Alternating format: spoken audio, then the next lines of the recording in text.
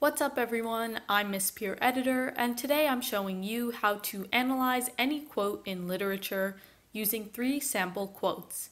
Before we jump in, be sure to subscribe to my channel and check out my Medium, TikTok, and Instagram pages with my handle at Miss Peer Editor for more helpful content. In this video, we're going to practice 9 different approaches that you can use to craft a thoughtful analysis. When you're analyzing a quote, you can choose to focus on one aspect, or you can focus on multiple aspects.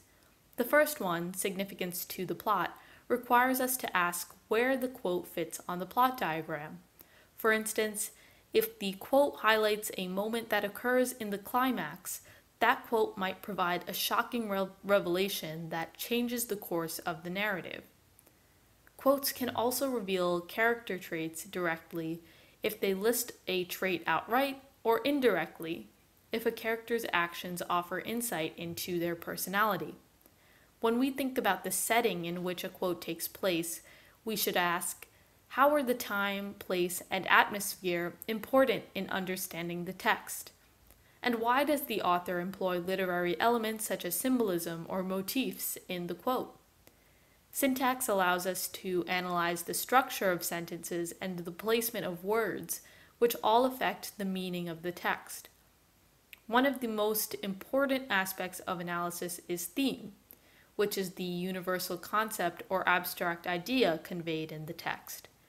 We can also use a critical lens, which allows us to analyze texts from a particular perspective that situates the work in a larger context. For example, if we use a feminist lens to inspect a piece of literature, we could use the principles of feminist theory to critique the way women or gender roles in general are portrayed in the text. There are a couple of different lenses to choose from, but in this video, we'll take a look at the archetypal lens, which I'll describe later. When we're examining writing or oratory that is directed at a specific audience, we should ask, how do rhetorical strategies such as ethos, pathos, logos, alliteration, metaphors, repetition, tone, diction, and others help the author or speaker achieve their purpose? And lastly, what is the author or speaker's motivation to create the text? What is their intended effect on the reader or audience? You can use all of these questions to guide your analysis. Now let's analyze a quote from a piece of prose together. This quote is from Abbe Faria, a character in the novel The Count of Monte Cristo. He says, "Here is your final lesson. Do not commit the crime for which you now serve the sentence. God said, 'Vengeance is mine.'" To give you some context, Abbe Faria is an older, wiser character who is speaking to the main protagonist of the novel, Edmond Dantes. Both characters are in prison, and Dantes was framed by his enemies for a crime that he didn't commit. In this quote, Abbe Faria is warning Dantes not to seek vengeance against his enemies because God will ultimately punish them himself. This quote is significant to the plot of the novel because it's part of the rising action while Abbe Faria and Dantes are both in prison. So this conversation is part of the build-up to the climax. This quote also serves as a warning or foreshadowing for Edmond Dantes' revenge.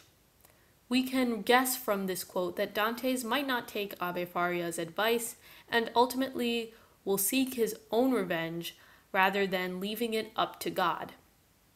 This quote is a form of indirect characterization because Abbe Faria's advice shows that he is a wise, patient individual who imparts his knowledge to Dantes, and he's also highly intuitive since he anticipates Dantes' desire for revenge. A literary element that occurs in this quote is a biblical allusion, since the nested quotation, "Vengeance is mine," is a direct excerpt from the Bible. This allusion is important because it discourages Dantes from seeking retribution on those who wronged him, but it also hints that Dantes wants to assume the power of a god or a divine being himself. If we're analyzing this quote through a critical lens, we can use the archetypal lens. An archetype is a recurring image, character, event, symbol, or setting that can be found throughout literature. Carl Jung, a prominent psychologist, proposed several archetypes that are universally known. In this quote, the character of Abbe Faria fits Carl Jung's archetype of the sage or mentor, who is typically a more experienced character who finds solace in knowledge, gives the protagonist hope, and guides the protagonist during their journey. Some other characters that you might recognize who also fit this archetype include Gandalf in Lord of the Rings, Dumbledore in Harry Potter, or Uncle Iroh in Avatar: The Last Airbender. Now let's analyze a quote from a poem. This is a quote from Richard Blanco's poem, Shaving, and this poem was actually featured in Question 1 of the AP English Literature and Composition exam in the free response portion. I'll put a link to this poem in the description below. Here's the quote. "I am not shaving, I'm writing about it, and I conjure the most elaborate idea, how my beard is a creation of silent labor like ocean steam rising to form clouds, or the bloom of spiderwebs each morning. I think of all these slow and silent forces and how quietly my father's life passed us by." First off, there are a couple of different literary elements in this excerpt. There are two similes that compare beard growth to ocean steam and spiderwebs, and these are meant to express awe at these unnoticed cyclical forces that occur in bodies and nature. We can also find alliteration since the narrator repeats the S syllable in the words slow and silent. This is also known as sibilance, and in this context, sibilance creates a hushed, drowsy effect. That in turn establishes a calming mood for the reader. If we want to discover the author or speaker's motivation for creating the text, we can do a little research. Sometimes you can deduce the motivation on your own, but it could be helpful to look into the author's background online. In a Boston Public Radio interview, Richard Blanco said, "My father died when I was 22.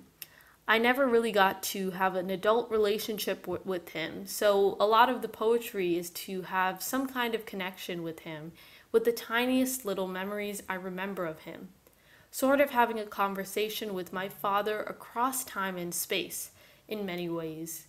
This quote definitely suggests that Richard Blanco is trying to connect with his father after his passing. Perhaps his father taught him how to shave, so the act of shaving itself gives him an opportunity to remember his father.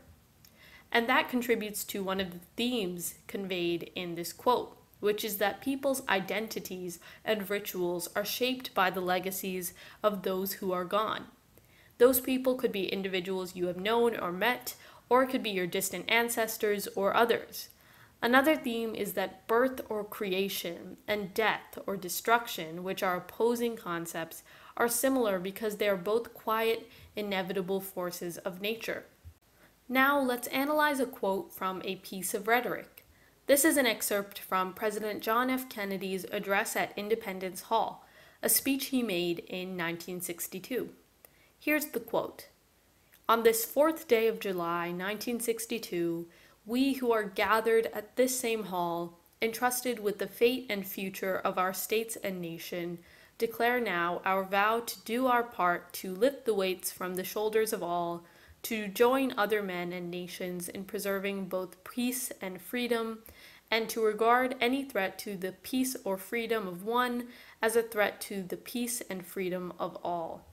The setting in which this quote takes place is important because it's the 4th of July in Independence Hall in Philadelphia, and both the U.S. Declaration of Independence and Constitution were signed in this very hall. Clearly, this setting has symbolic significance and is meant to highlight the Founding Fathers' legacy and the democratic ideals that the United States was founded upon. Let's examine the syntax of this quote.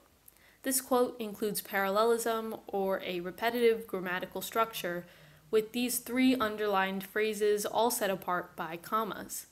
These three clauses include three infinitives: to lift, to join, and to regard, to further explain the speaker's vow.